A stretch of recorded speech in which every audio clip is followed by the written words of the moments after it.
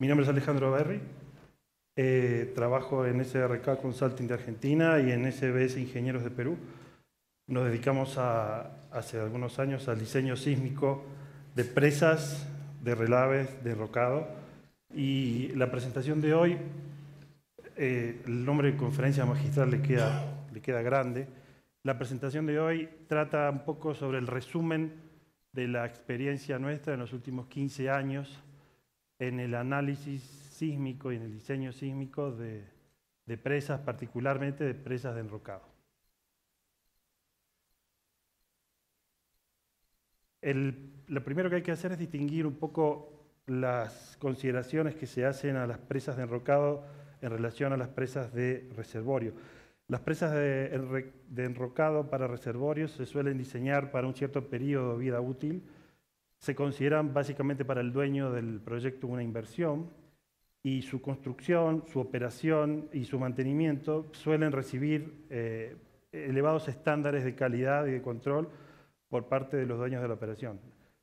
En cambio, con las presas de relaves, son las estructuras más grandes construidas por el hombre y deben permanecer a perpetuidad.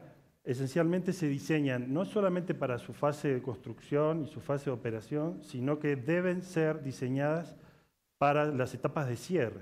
Es decir, deben poder resistir en un entorno sísmico el esfuerzo para todos los sismos posibles durante la perpetuidad que deben durar.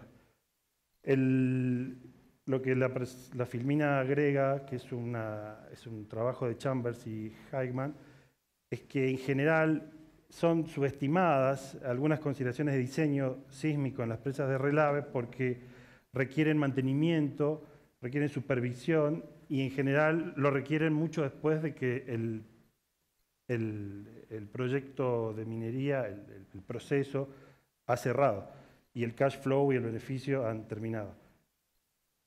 Bueno, rápidamente, las presas de enrocado fallan más frecuentemente que las presas de reservorio, no necesariamente por la falta de criterios de diseño sísmico, sino en general por los procesos constructivos mayormente.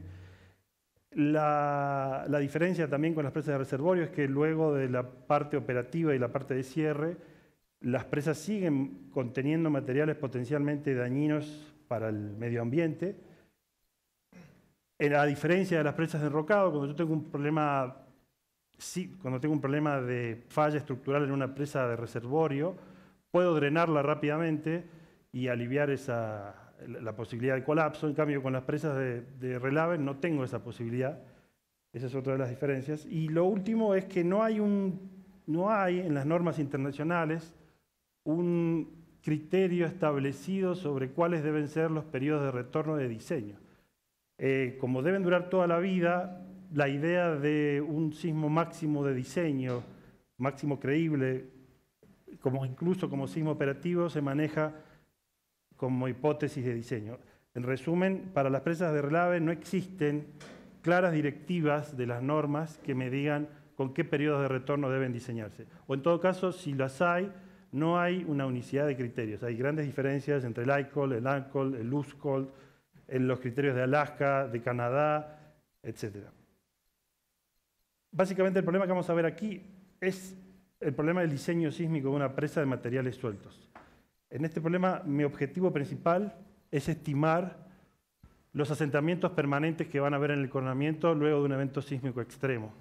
Y lo que tengo que verificar es que esos asentamientos máximos no superen un cierto desplazamiento máximo objetivo de diseño, que sería en todo caso la revancha que tengo o en el reservorio o en el relave. La D chiquitita es un poco el objetivo que no debo superar, y la D mayúscula es la variable que no conozco, que es lo que se va a asentar mi presa luego de un evento sísmico. El problema es probabilístico. La variable D de desplazamiento es una variable aleatoria porque depende de un evento que es aleatorio, que son los sismos. Yo puedo estimar la probabilidad de falla, no se llega a leer ahí por el color, yo puedo estimar la probabilidad de falla a partir de la suma de las probabilidades de falla para cada uno de los niveles de intensidad multiplicados por la probabilidad de ocurrencia de un evento sísmico. Lo que está en verde viene del peligro del análisis de amenaza sísmica, lo que está en rojo viene del análisis que vamos a presentar en este trabajo. Resumiendo, si yo quiero conocer la probabilidad de falla o la seguridad de mi diseño sísmico, 3 cosas como mínimo debo implementar. Debo efectuar un análisis de peligro sísmico, como siempre se hace, y debo definir sismos de diseño para por lo menos 2 niveles de servicio, como suelen ser los niveles operativos y los niveles máximos de diseño. Además, debo poder estimar por algún método de cuánto van a ser los asentamientos de mi enrocado ante un evento sísmico. No solamente debo estimar los asentamientos, sino que debo hacer un análisis de cuál es la incertidumbre, o sea, cuál es el intervalo de confianza de los desplazamientos que obtengo. En los últimos 15 años, en las primeras presas que nosotros trabajamos, lo típico era que venía un señor y decía, bueno, mire, usted tiene que hacer este modelo de elementos finitos de esta presa, acá está el sismo, quiero que me corra esta presa con este sismo, para este PGA. Aun cuando el PGA que nos dieran fuera consistente con un periodo de retorno de un sismo de MDE, analizábamos las presas para un solo sismo. Eso hace 15 años y hasta no hace mucho. Es como una práctica habitual, 1 o 2 sismos. Yo voy a mostrar en este trabajo que eso es muy peligroso. Hay una enorme variabilidad en los resultados de la demanda sísmica en problemas de enrocado sometidos a carga sísmica.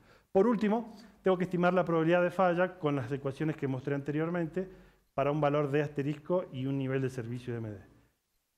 La estimación del peligro sísmico. Todo el mundo conoce bien qué es esto, yo no los voy a aburrir con esto. Una etapa de estimación de peligro sísmico siempre tiene 3 modelos clásicos.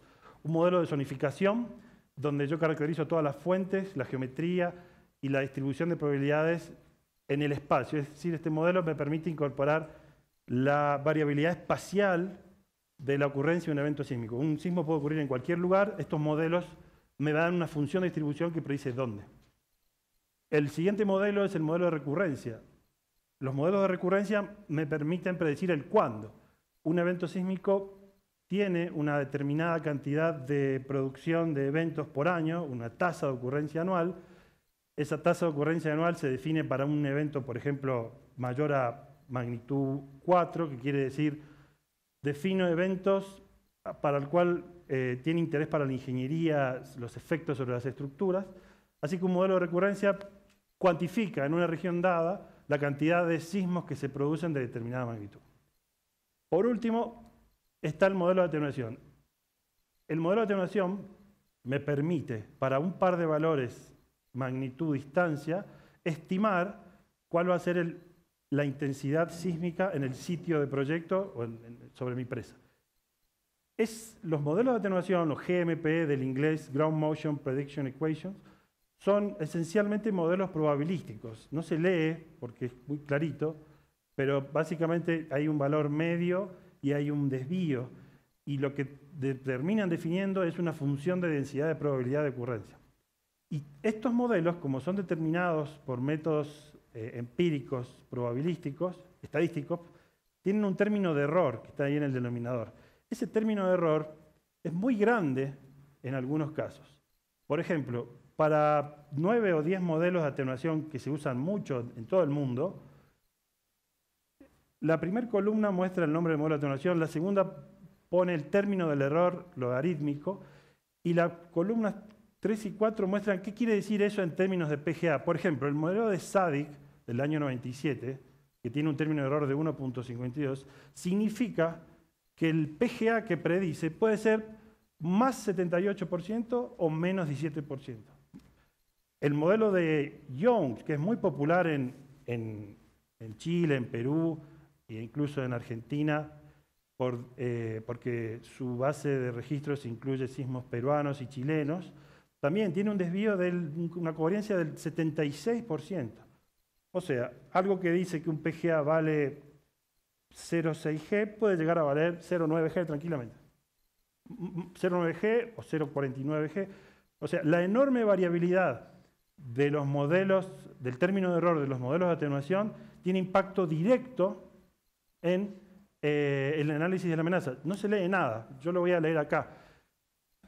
No sé si se llega a leer. Acá hay 9 sitios de Perú en los cuales se hicieron estudios de amenaza sísmica. La sigla indica la mina donde se hizo. Esto es la región sur, en la parte continental.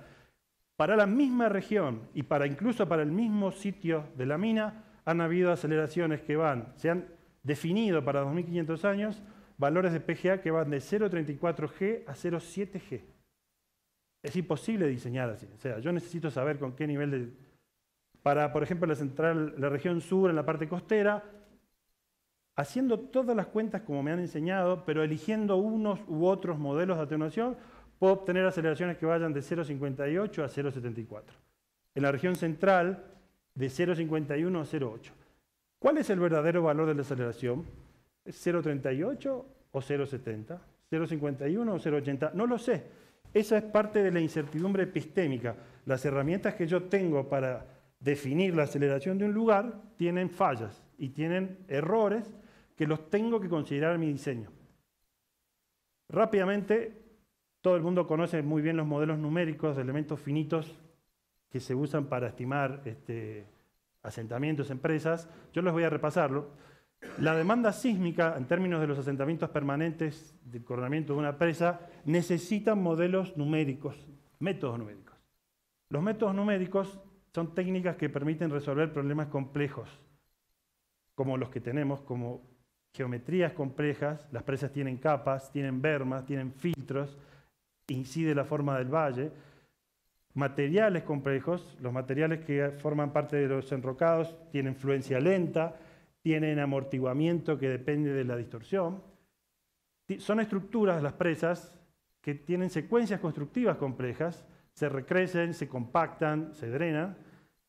Y lo peor, la acción que las excita, que las intenta asentar, es una señal que tiene tres direcciones, en realidad, son aceleraciones, y no puedo, con un análisis pseudoestático, que es la alternativa para el diseño preliminar, estimar asentamientos bajo ningún punto de vista. Necesito modelos numéricos.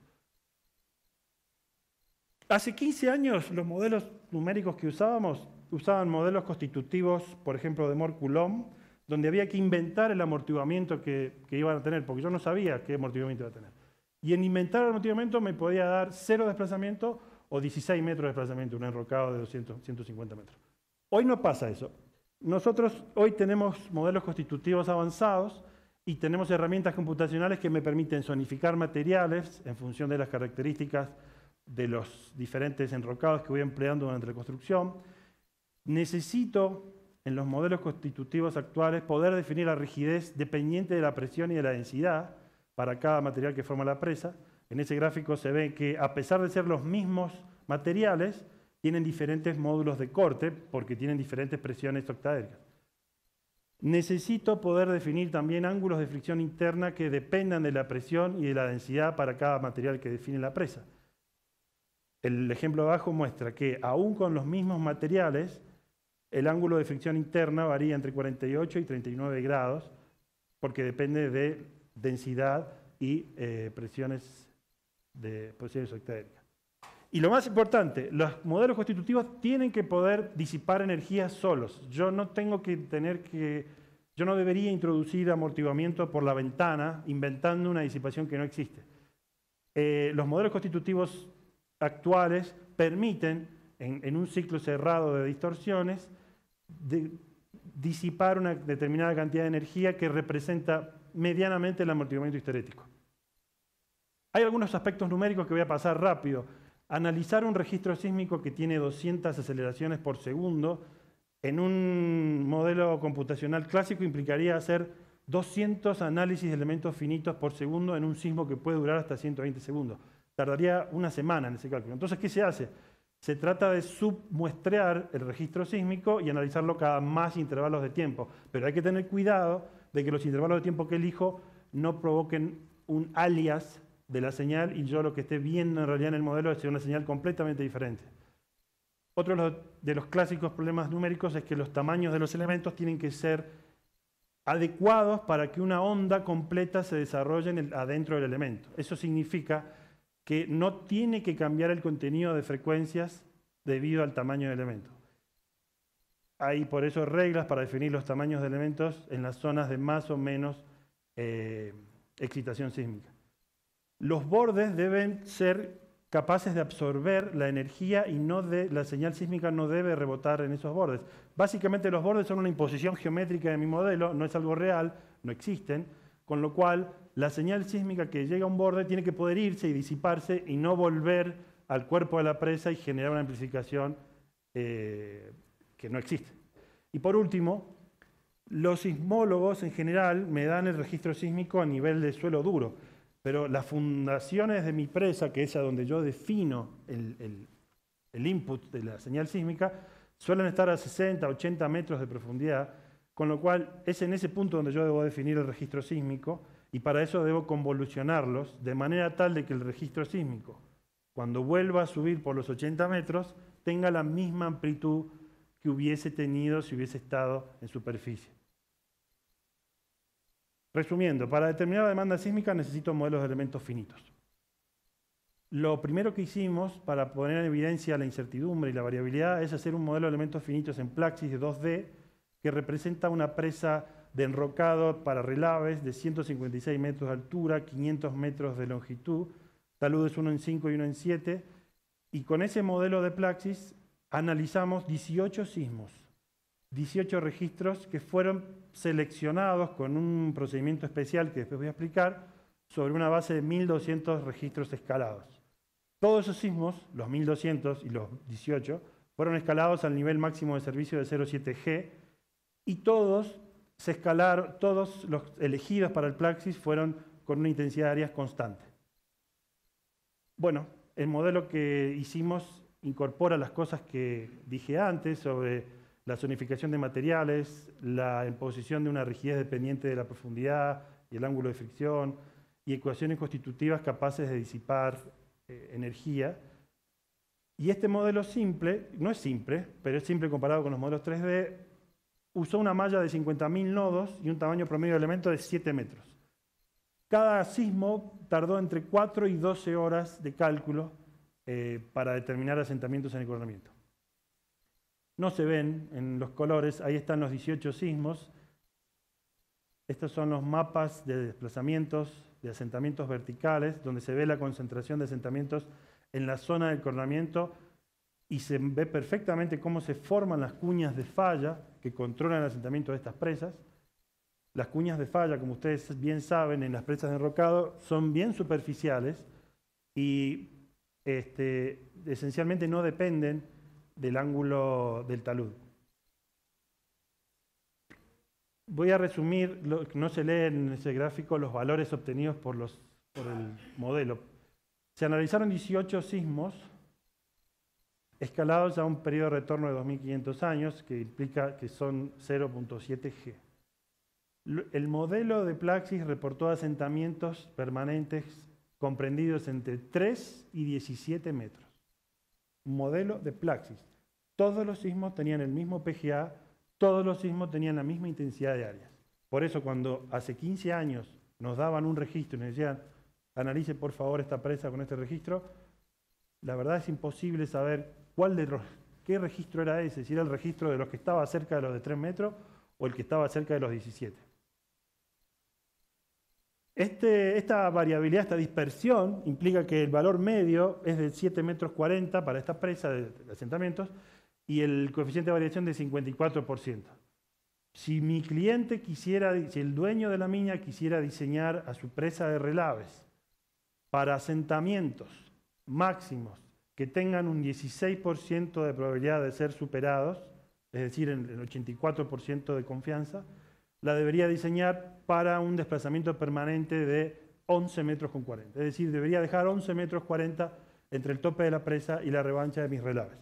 Y si mi cliente dijera, no, yo no quiero 16%, yo quiero 1% de probabilidad, ese 16,40 ese 11 se transforma en 17 o en 16 y pico.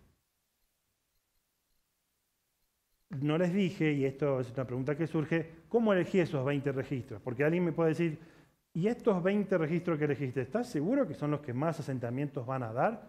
Bueno, sí, porque pasaron por un procedimiento previo. Ese procedimiento previo es el kit de la cuestión en el diseño sísmico en problemas de interacción, que es la selección de sismos de diseño.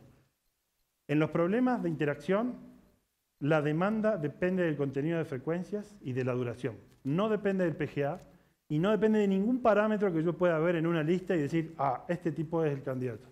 Lo que quiero decir con esto es que no hay manera de saber la incertidumbre de un problema de demanda sísmica si no corro todos los problemas. Tengo que correr todos los problemas, tengo que analizar todos los problemas.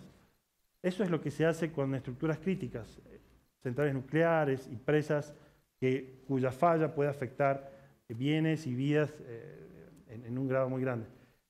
Para elegir sismos de diseño, yo tengo que formular un modelo que pueda analizar miles de registros en pocas horas. Esos modelos se suelen llamar modelos sustitutos o proxy y se basan en modelos analíticos basados en el método de Newmark, McVitie-Seed. Son formulaciones analíticas que toman el registro sísmico y hacen un análisis de Newmark y tratan de estimar el asentamiento. Haciendo esencialmente simulaciones con 250.000 escenarios de presas para distintas alturas, materiales, taludes y 400 o 600 registros sísmicos diferentes, se puede formular, no se lee, pero ahí hay un modelo empírico, una fórmula, que estima los asentamientos de una presa en función, en este caso, de la intensidad de áreas. Esto es un modelo empírico que se puede cargar en una planilla Excel y simplemente me dice que si tengo un registro sísmico que tiene áreas tanto, el asentamiento permanente será igual a tanto. Es una simple fórmula empírica de regresión. Acá se ven, no se ven, y yo les lo voy a contar, la comparación entre el Plaxis y el modelo empírico. En algunos casos, las diferencias entre el modelo de elementos finitos y el proxy fueron del 25%, del 100%, del 5%. En el promedio del proxy model fue de 7,70 metros de asentamiento y el promedio de elementos finitos fue de 7,40 metros. La diferencia entre el estimador y el modelo de elementos finitos es del 4%, así que es un buen modelo para hacer una primera cuenta. Existen metodologías que tratan de seleccionar los sismos de diseño a partir de espectros de respuesta elásticos. Son metodologías muy populares para el diseño de estructuras de un grado de libertad, en el régimen lineal y no lineal, edificios, puentes. Son muy buenos para elegir sismos para esos problemas porque los puentes, los edificios, los tanques de agua, son estructuras que no importa el contenido de frecuencia, lo único que importa es el PGA, porque los diseños generan un corte en la base.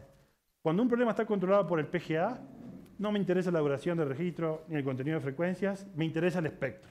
¿Qué voy a buscar? Aquellos registros que tengan mucha energía en el periodo parecido al de mi estructura. Esos registros van a amplificar mucho la señal y mi estructura probablemente se rompa con esos registros. Con las presas no ocurre eso. Yo tengo registros sísmicos que pueden sufrir una gran amplificación en el cuerpo de la presa. Por ejemplo, tener un PGA de 0,7 G en la base y un PGA de 4 G en la cresta. Eso puede pasar tranquilamente en una presa. Pero no quiere decir que ese sismo sea el que más asentamientos cause. ¿Por qué? Porque los asentamientos en las presas de enrocado no dependen del valor del PGA, dependen de cuántas veces yo supero un valor crítico de PGA, que no es muy alto, y eso es lo que controla el asentamiento. Por eso, las técnicas de spectral matching que eligen registros para el diseño sísmico de presas y problemas geotécnicos no son técnicas seguras. Es peligroso elegir sísmicos. Hay alta probabilidad de elegir registros por esta metodología que no tengan nada que ver con los sismos que más asentamientos demandan. No deben usarse para problemas de interacción suelo-estructura, técnicas de spectral matching. Bueno, ahora viene lo más importante. Yo ya hice mi análisis de asentamientos, estudié el problema, implementé un modelo de elementos finitos según el estado del arte y la práctica, elegí con un modelo proxy 20 registros, esos 20 registros me dieron un valor medio y un desvío, y ahora quiero informar al dueño de la mina cuál es la seguridad a la falla de su diseño. Hay varias maneras de analizar este problema. La metodología determinística es la más usada en los últimos años, hasta hace unos 20 años, y parte de decir, bueno, yo tengo una falla conocida, de longitud finita y de área de ruptura conocida, está a una distancia R. Esa falla es capaz de producir un sismo máximo de magnitud M. Y con un modelo de atenuación estimo, para lo que se llama el sismo máximo creíble, cuál es la aceleración o la intensidad de áreas. Con esa aceleración, esa intensidad de áreas, voy a un modelo de elementos finitos, no sé cómo elijo un sismo, lo pongo en mi modelo de elementos finitos y analizo el asentamiento. Los resultados obtenidos por esta metodología no me permiten decir ni cuál es la probabilidad de ocurrencia de ese evento máximo, ni cuál es la probabilidad de falla de mi presa para ese desplazamiento. Si yo hago un análisis de peligro sísmico probabilístico, que es lo clásico en estos días, yo ahí analizo todos los sismos posibles alrededor de mi presa y considero y obtengo una curva de probabilidad de excedencia que me permite obtener el PGA o la aceleración o la velocidad o cualquier parámetro de intensidad para dos niveles de servicio. Por ejemplo, 0,7G para un MDE, un nivel máximo de servicio, y 0,33G para un nivel operativo de servicio. Luego, para estos dos niveles de servicio, entro en mi modelo de elementos finitos y analizo qué desplazamientos tienen involucrado cada uno de ellos. De nuevo, no sé cómo elegir los sismos de esta manera. Puedo hablar de la probabilidad de que ocurra el evento, pero no puedo decir, una vez que ocurrió el evento y la presa se asentó a determinada cantidad de metros, cuál es la probabilidad de que ese asentamiento realmente ocurra. Por ejemplo, si yo tengo un asentamiento de 17 metros en ese modelo de elementos finitos y es el único modelo que corro, no puedo decir si eso es un asentamiento probable o extremadamente improbable. No puedo decir nada porque no tengo los intervalos de confianza. La metodología probabilística es la única que me permite incorporar la incertidumbre de la amenaza sísmica y además incorporar la incertidumbre de la demanda sísmica. Es decir, analizo todos los escenarios posibles de M&R, luego formulo un modelo proxy, es como un modelo de atenuación que permite estimar el valor medio y el error del asentamiento que obtendría en una presa de enrocado, y luego obtengo todos los asentamientos posibles para todos los niveles de intensidad posible y finalmente calculo si ahora la probabilidad de falla a partir de esos valores. Esta es la única metodología que me permite decirle a un dueño de mina cuál es la seguridad a la falla de su diseño, de nuestro diseño, de su presa. ¿Qué quiere decir hacer análisis determinístico o probabilístico? ¿Cómo lo puedo medir en costos? ¿Cómo lo puedo medir en los términos de riesgo habituales que un dueño de mina se maneja?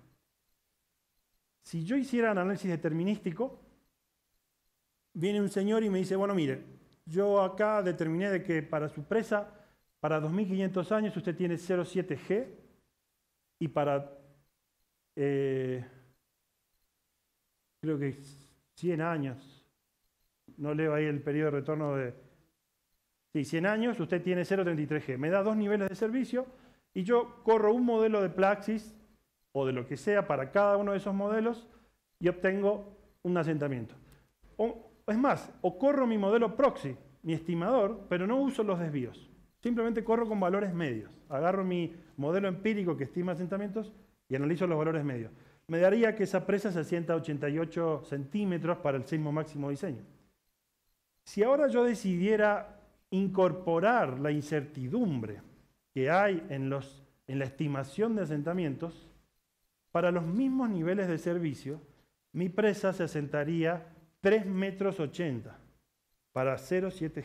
La diferencia entre la curva azul y la curva naranja es que en la curva azul usé el valor medio más probable de los asentamientos. Es como haber usado los 7,40 metros del modelo de Plaxis.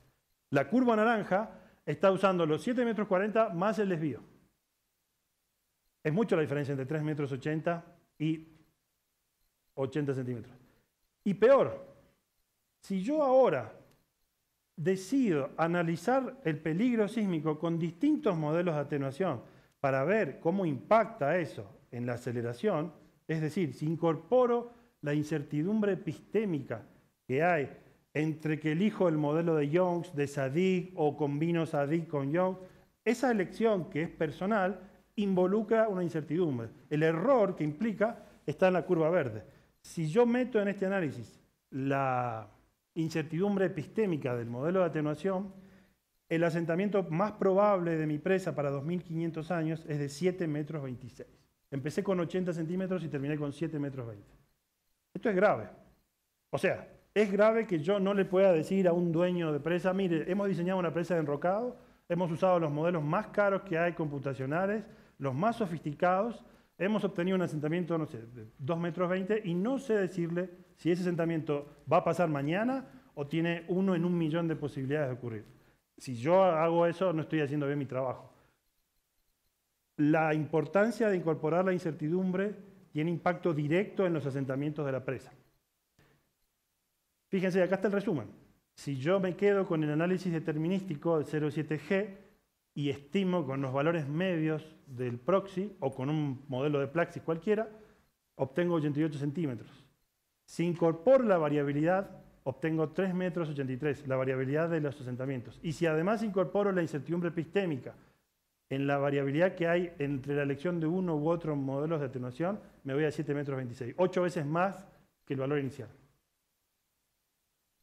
¿Cuál es la seguridad o la falla de una presa de relaves donde yo decido ignorar todo este análisis y yo digo, yo no le creo nada a esto? Yo me quedo con mis 88 centímetros que estimé con el modelo determinístico, con el estimador o con el Plaxis, con lo que sea. Yo voy a diseñar mi presa para 88 centímetros para un sismo MDE.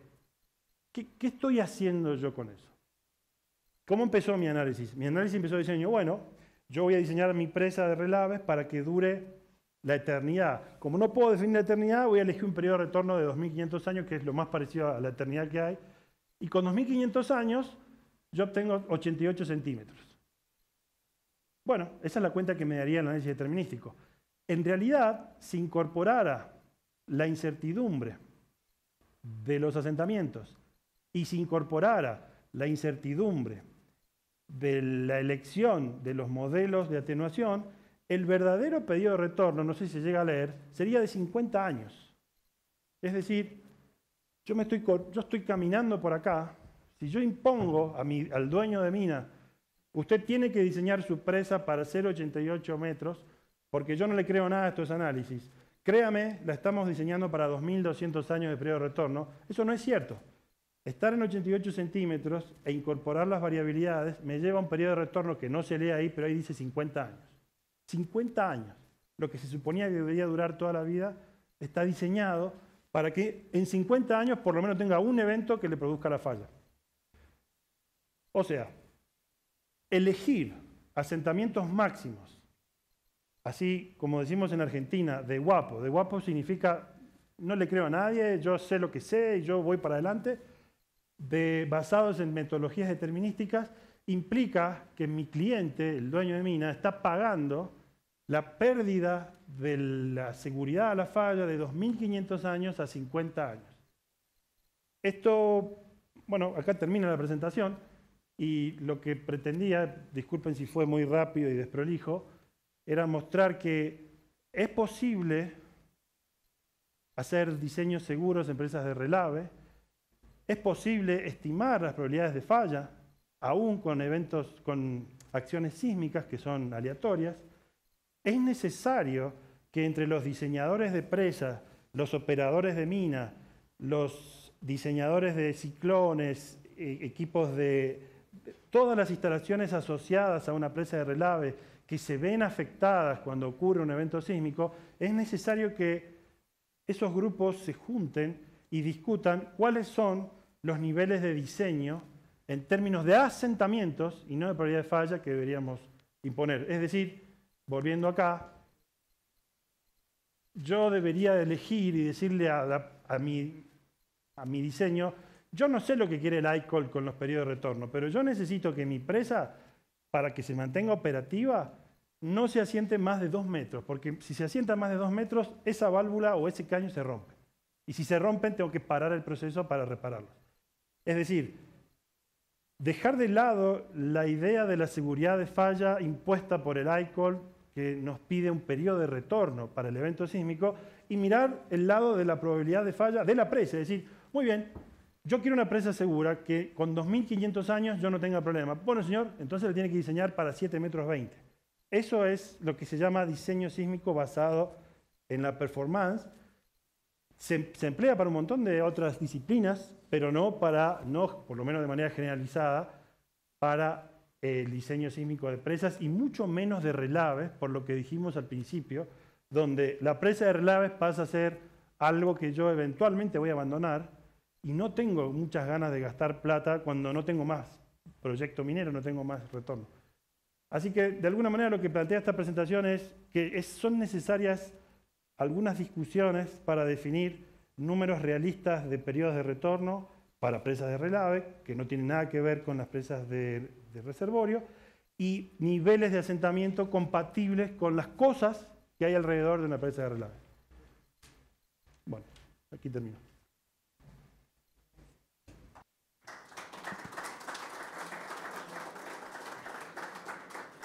Bien, muy importante la exposición del señor Alejandro Berry, que es director de SRK de Argentina. Ahora vamos a invitar para que los asistentes puedan formular preguntas acerca del tema. Por favor, se les está alcanzando una hojita para que puedan ustedes anotar. En todo caso, el micrófono para que sean más directas las intervenciones y pueda absolver las dudas el señor Alejandro Berry. Por favor, para que puedan levantar la mano y el señor les puede entregar el micrófono. Adelante, señor.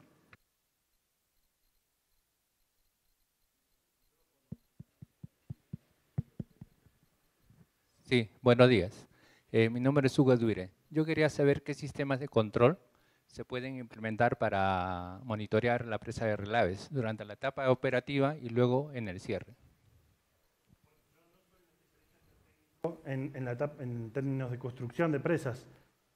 No es mi tema, pero lo único que puedo decir es que, así como las presas de enrocado tienen definidos eventos sísmicos, niveles de servicio para la etapa de construcción, es decir, yo diseño mi presa de enrocado de manera tal de que durante la construcción no se asiente más de 4 metros. Pero durante la operación no se asiente más de 1,50 metros. ¿Por qué? Porque durante la construcción no tengo ciertas instalaciones que sí las tengo durante la operación.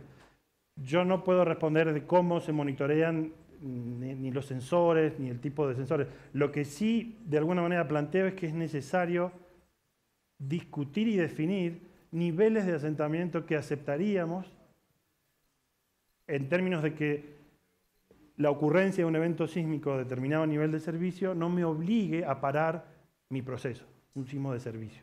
Y en los sismos máximos de diseño, discutir algo que no dije, que es el ICOL, el ANCOL, dice, bueno señor, usted tiene que diseñar una presa de relaves, perfecto. Hágala con 10.000 años de periodo de retorno. Bueno, esos niveles de servicio que son en el centro de Canadá, 10.000 años de periodo de retorno equivalen a 0,4G, 10.000 años en Perú o en Chile significa 1,3G. Entonces, hay un montón de indefiniciones entre las cosas que le tengo que pedir a una presa de relaves en términos de niveles de servicio, ya sea por el periodo de retorno o por el nivel de asentamiento. Pero a la pregunta puntual suya, yo no le puedo contestar de cómo se instrumentan estas cosas. Buenos días, mi nombre es Edgar Talla, Edgar Talla Osorio de la Universidad Nacional Jorge Basadre de Tacna. En Tacna tenemos una cancha de relaves Quebrada Honda de Sauder, Perú. Se está probando una ampliación de Toquepala que va a implicar más relaves. ¿Cuál sería su recomendación como cuestiones de seguridad para esa represa? Presa de relaves que aproximadamente tiene 180 metros y es probable que vaya aumentando en altura. Y la segunda sería, ¿qué factor de seguridad tiene usted en todo lo que está indicando? Porque muchas veces se hace cálculos teóricos con buenos números, pero al final que en la práctica no funciona, ¿no? Gracias. Perdón. Respecto al recrecimiento de una presa de relaves, es una pregunta interesante.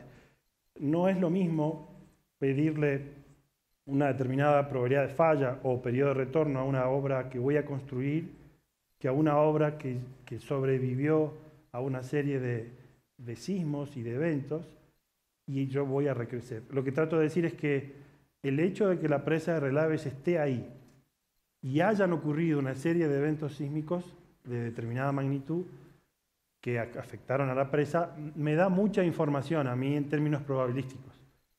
Por eso no es lo mismo definir probabilidades de falla o periodo de retorno para obras nuevas que para ampliaciones. Lo que trato ahora de cerrar es que para ese caso particular se debería hacer un análisis probabilístico de los desplazamientos posibles de esa presa, pero teniendo en cuenta las probabilidades que restan en el sentido de que esa presa sigue ahí a pesar de haber sufrido sismos, no sé de qué magnitud ni de qué intensidad, pero la presa sigue ahí y no ha fallado. Entonces, eso es importante. No es el mismo cálculo, es una cuenta que se hace, una cuenta adicional, y que los asentamientos que se obtienen con esa cuenta son menores, porque yo considero la probabilidad de falla de lo que no ocurrió. La segunda pregunta que usted me hizo es respecto a los factores de seguridad. El factor de seguridad es una manera que tenemos los ingenieros de comparar un diseño contra un patrón. En los problemas de gran dispersión de los resultados, incluso en los problemas donde los materiales tienen rangos de variación en sus propiedades, los modelos que uso no son modelos exactos, tienen enorme dispersión de resultados. En los problemas de ese tipo, el factor de seguridad deja de ser útil. Dos diseños con el mismo factor de seguridad pueden tener probabilidades de falla muy diferentes. Lo que interesa para un diseño específico no es el factor de seguridad, sino es la probabilidad de falla. Y eso es una decisión de las sociedades, de los dueños de los proyectos y de los diseñadores en términos del riesgo que implica la falla de esa presa sobre la sociedad en términos ambientales, o en términos de vida humana, o en términos de propiedad. Yo puedo elegir con el dueño de la presa y el responsable ambiental de la región de que esa presa en particular, una eventual falla, no produciría un desastre ambiental y puedo elegir un periodo de retorno, por ejemplo, de 1000 años para la probabilidad de falla, no para el sismo. ¿Qué quiere decir esto? Periodo de retorno de 1000 años para la probabilidad de falla significa que los desplazamientos que elija como desplazamientos de diseño tienen que tener una probabilidad de 1 en 1000.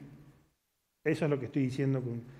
Ahora, la definición esa no es algo soberano del dueño del proyecto, es una cosa que tiene que ser analizada en el contexto del riesgo a la propiedad, a los bienes, a las vidas y al medio ambiente.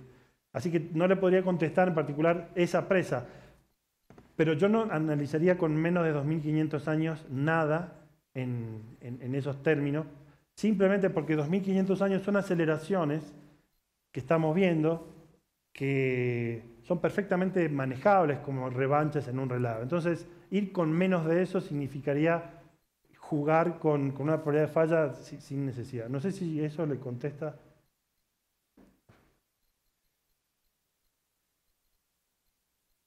Bien, hay otra pregunta, por favor, para que le puedan disponer el micrófono.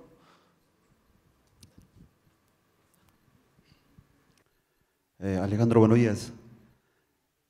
La consulta era, de acuerdo a su experiencia, ¿cuál sería la ley de atenuación más recomendable? Y si esto tiene alguna relación, ¿cómo se llama?, con las fuentes sismogénicas, ¿no? Muy buena pregunta. El PEAR, Pacific Earthquake Research, no me acuerdo, me falta una E, no importa. El PEAR atendió el problema de la variabilidad de los modelos de atenuación. Un día analizaron como 70 modelos y dijeron, bueno, a ver, ¿qué hacemos? Tenemos 70 modelos de atenuación, tenemos modelos locales construidos con sismos, por ejemplo, del Perú, de Chile, de Argentina, tenemos modelos globales muy bien hechos, con muy buenas técnicas de análisis estadístico, pero no usan sismos peruanos o no usan sismos chilenos. ¿Qué hacemos? Entonces, los tipos dijeron, bueno, vamos a ponerle algunos requisitos a los modelos de atenuación. Vamos a pedirle que todos tengan términos de errores. O sea, un modelo de atenuación, si solo informa el valor medio, no sirve. Tiene que informar también cuál es el error o la incertidumbre de su predicción. Vamos a pedirle que ese error haya sido calculado con una cierta técnica. Vamos a pedirle 2 o 3 cosas. Cuando hicieron eso, de los 70 modelos que analizaron, se quedaron con 9.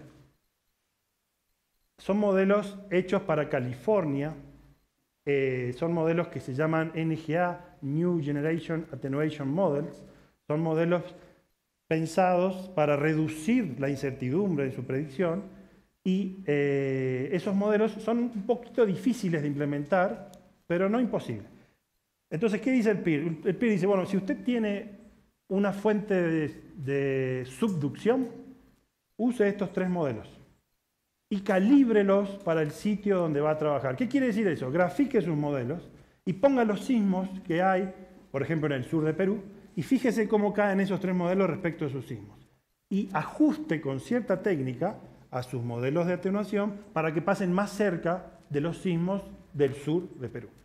Si usted tiene una fuente cortical, use estos otros 3 modelos. Y si usted tiene una fuente continental, como las que hay en el centro de Estados Unidos y Canadá, use estos otros 3. Lo que está diciendo el PIR es, no use más modelos locales, no elija los modelos según su criterio ni su experiencia, porque es más fácil o más difícil, use estos. Al decir eso, el PIR lo que está diciendo es, está haciendo de que esa incertidumbre en la elección de los modelos de atenuación no sea caótica, que por lo menos esté dentro de cierto rango. Con lo cual, ¿qué recomiendo yo para hacer un análisis de amenaza sísmica? Lo que dice el PIR, usar un set de 9 modelos de atenuación que se calibran para cada sitio en cuestión. ¿Cuál era su segunda pregunta? Le estaba preguntando con respecto a la relación, ¿cómo se llama?, con la fuente sismogénica. Me parece que por ahí va la... Bueno, justamente, respuesta ya, ¿no? Sí. el set de modelos que Sí. recomiendan se discriminan para fuentes de subducción de corticales o continentales. En Sudamérica tenemos el problema de que las fuentes más fuertes son subductivas y los modelos que se generan en Canadá y en Estados Unidos están hechos para fuentes de otro tipo y no consideran las particularidades que tienen los sismos de subducción. Es más, todos los modelos de atenuación disponibles solo pueden predecir aceleraciones hasta 500 kilómetros. Ustedes saben que hace poco hubo un sismo muy fuerte en Chile y se sintió en Buenos Aires y en el sur de Brasil a más de 1500 kilómetros. Se sintió significa que se movieron los edificios. Hoy no hay modelos de atenuación que puedan predecir aceleraciones a más de 500 kilómetros. Los que hay hoy dicen que la aceleración es 0 y no fue 0. Los edificios se movieron y la gente salió corriendo. Con lo cual hay una enorme deuda que tienen los sismólogos con los ingenieros en la definición de modelos de atenuación adecuados. El futuro, como yo lo veo, es no vamos a usar más modelos de atenuación. Lo que vamos a hacer es vamos a tener catálogos de registros sísmicos extensos, donde en cada sitio voy a tener 100, 200 registros instrumentales, es decir, acelerogramas, y voy a decir en ese sitio, en ese lugar, estas son mis aceleraciones posibles. ¿Por qué? Porque ahí tengo los sismos que ocurrieron. Es como construir un modelo para cada sitio. Esa metodología va a llevar las dispersiones del 80% al 10 o al 20%.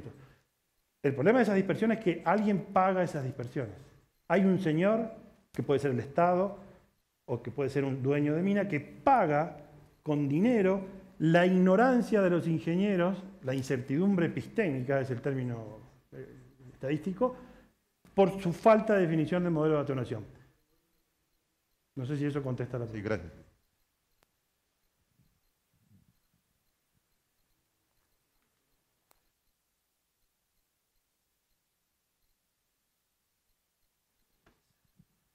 Sí, muy interesante plática, muchas gracias. Muchas gracias. Bueno, vengo de México, soy estudiante de Ingeniería en Minas y bueno, nos hemos podido dar cuenta de las diferencias que tenemos un poquito en cuanto a la información que se genera ahorita que estaba comentando usted acerca de los catálogos de registro sísmico, bueno, recién lo que es la Comisión Federal de Electricidad en México ha proveído un programa es llamado PRODISIS, en el que nosotros obtenemos ya los valores respecto a una coordenada.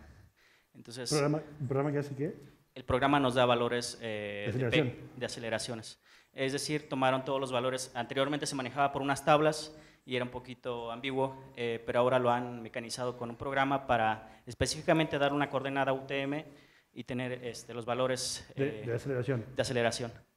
Y bueno, mi pregunta es, dado que lo que nos comenta usted acerca del análisis en términos de falla por asentamiento, ¿cuál sería su recomendación para complementar el análisis de diseño de una presa de Jales en una cuestión, en términos de falla, hablando de programas como SlopW o otros para utilizar métodos de Morgenstern Price y combinado con métodos de elementos finitos como el Plaxis?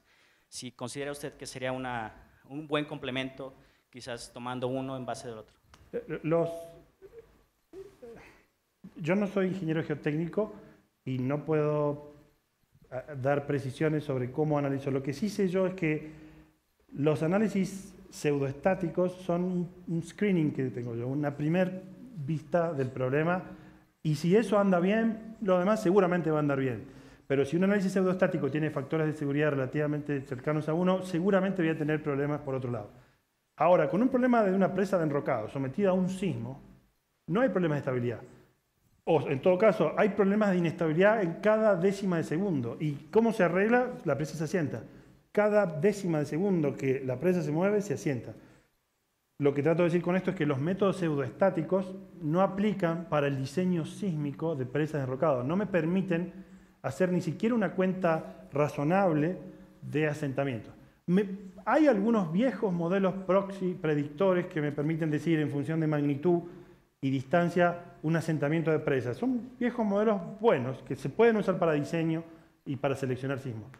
Pero en general, fuera de Plaxis o FLAC, que son los programas que yo conozco, no sé si hay otras herramientas para estimar asentamientos en presas de materiales sueltos. Yo no aclaré, todo este análisis descuenta, asume de que no hay presiones de poro, son materiales sueltos, son enrocados y no tengo problemas de inestabilidad por presión de poro. Respecto de qué recomiendo yo, lo que está ahí es un poco la historia nuestra, es necesito análisis de amenaza que incorporen en la mejor medida posible la variabilidad de los modelos de atenuación. El procedimiento del PIR es un procedimiento válido. Necesito hacer muchos análisis, no puedo analizar un modelo Plaxis de un sismo, tengo que hacer muchos, 15, 20, y de esos 20 elegir el peor o el del percentil 5%, 16%, y a ese peor analizarlo con un modelo 3D que me asegure de que del 2D al 3D no hay nada raro. Ese es el procedimiento, de alguna manera, que estaba la práctica que nosotros estimulamos con estas presentaciones. Okay. Una última pregunta, se le habían comentado acerca de los factores de seguridad. ¿Cuál es su opinión acerca de las diferencias que tenemos desde México a Latinoamérica? En nosotros aplica buenas prácticas ingenieriles en las cuales 1.1 para sísmico y 1.5 estático. Sería pseudoestático 1.1. ¿Convendría estandarizar eso entre nosotros? Solo para análisis pseudoestático, insisto. Si diseñar una presa de relaves o de enrocado para reservorio implica elegir el nivel de asentamientos, yo no tengo manera con un método pseudoestático de saber cuáles van a ser esos asentamientos. Entonces, la idea de un factor de seguridad pasa a ser un concepto para un análisis pseudoestático de la etapa de construcción, que por ejemplo me puede determinar de que mis taludes son muy altos y los tengo que bajar. Eso es fundamental. Pero cuando me voy a definir cuál es la revancha que dejo entre el coronamiento de una presa y el nivel de un embalse o de un relave o de un reservorio, yo no puedo zafarme de los métodos numéricos, de los que le llaman Time History Analysis. O sea, necesito agarrar un acelerograma, pasarlo y estudiar y estimar asentamientos. No tengo un camino paralelo mediante métodos pseudoestáticos. Okay, gracias. No.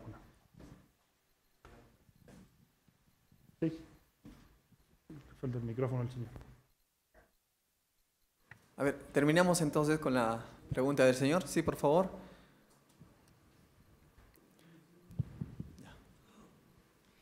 El último comentario que nos acaba de hacer nos recuerda de que en la práctica ya está quedando en desuso el análisis pseudoestático. No, yo no dije eso. ¿No? Yo lo que digo es que para el diseño de una revancha de una presa, el análisis pseudoestático no me alcanza. El Claro. análisis pseudoestático me sirve para definir, por ejemplo, los taludes. Si con un análisis pseudoestático mis taludes andan con un factor de seguridad de 1.1, voy a tener problemas en el análisis dinámico. Pero se sigue usando y es una práctica habitual de los ingenieros hablar en términos pseudoestáticos porque pensamos en fuerzas y es difícil pensar en desplazamientos. Pero hay una tendencia en la ingeniería geotécnica a dejar en desuso el análisis pseudoestático y hacer el cálculo de asentamientos. Eso es, o sea, como práctica es Como excelente. práctica, Es exacto. excelente. Pero yo no dejaría de hacer la cuenta pseudoestática, Ok. porque es un screening muy valioso y es una cuenta muy sencilla que hasta se puede hacer con una planilla Excel en una primera etapa de diseño. Ok, aquí mi pregunta. En su práctica, ¿cuál es la opinión? ¿Qué es lo que un operador opina cuando uno le dice tu análisis de asentamientos indica que tienes que dejar un borde libre de 7.5 metros? 7.5 metros en una presa de enrocado representa cantidades enormes de material, ¿no? El derrame en taludes es inmenso, estamos hablando de miles y no millones de toneladas de material. Muy buena pregunta. Cuando yo le digo a un dueño de mina que tiene que dejar 7 metros, yo no sé si esto sigue andando, bueno, no está, no importa. Le estoy diciendo básicamente que mi diseño es una porquería. Que tengo que cambiar mi diseño, que tengo que cambiar mis taludes, que tengo que cambiar mi calidad de compactación, que tengo que cambiar los procedimientos de construcción. No puedo hacerle pagar al dueño de mina cuando digo mis, me refiero yo como ingeniero geotécnico, que no soy, pero parte de un equipo, mis debilidades como diseñador. Es un compromiso. El dueño de mina tiene que elegir cuánto va a gastar hoy y cuánto va a tener que gastar, entre comillas, de por vida, para que ese diseño sea compatible con la sociedad, con el ambiente, con los bienes y con la vida humana, esencialmente. Un diseño de 7 metros de relaves significa que o estoy en una zona sísmica muy, muy intensa y no tengo salvación a eso. Por ejemplo, puede pasar tener fallas a 15, 20 kilómetros, que me pongan un G o 0,9G, es habitual eso. Y aceleraciones de ese nivel dan ese tipo de asentamiento. O puedo ir por un diseño donde el asentamiento de mi sistema sea menor, porque tiene una mejor calidad de enrocado, porque mejor compactación, o sea, más caro ahí, pero menos caro en términos de un trade-off con el nivel.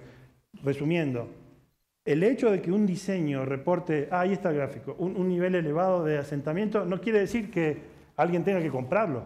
Alguien lo puede rechazar y decir, yo quiero estar acá, yo no quiero estar acá, yo no quiero pagar 7 metros en un reservorio de agua que tiene un costo de energía importante, yo quiero estar acá. Y bueno, entonces esta curva verde tiene que pasar por acá. Y para que esta curva verde pase por acá, tengo que cambiar el ángulo de fricción interna, o sea, tengo que cambiar la compactación, la densidad, los taludes, o sea, cosas que puedo cambiar porque me dedico a eso. Lo que sería distinto es que el dueño de mina me diga, mire, esta es la presa que tengo, analice la seguridad. Ahí está frito, porque si esa es la presa que tiene, en ese análisis, esa presa para una falla de 2500 años debería dejar una revancha de como mínimo 7 metros. Yo no sé si eso contesta. Bien, muchas gracias. Interesante, muy importante la exposición del señor Alejandro Berry, que nos ha tocado el tema criterios de diseño sísmico para presas de relave. Muchísimas gracias. Un fuerte aplauso, por favor.